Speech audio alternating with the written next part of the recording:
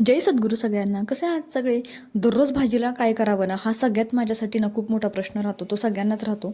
Common प्रश्न आहे. आणि आज काय स्वयंपाक माझ्या फक्त एकटीचा करायचा होता, कारण मिस्टरांना होतं लग्न. त्याच्यामुळे ते तिकडे गेलेले होते. आणि मग पालकचे पराठे केले. म्हटलं ऑफिसला पण तेच घेऊन जावे. मग 3-4 पराठे केले आणि ऑफिसला घेऊन गेले. आणि इग्नोर माय अवतार, कारण सकाळ सकाळी अवतार असंच राहतो. आणि ना मी रात्री दूध पिलं नव्हतं, ते ग्लासमध्ये काढून ठेवलेलं होतं आणि ते काही खराब झालेलं नाही. मग म्हटलं तापवावं. मग मी कसं तापवत होते बघा.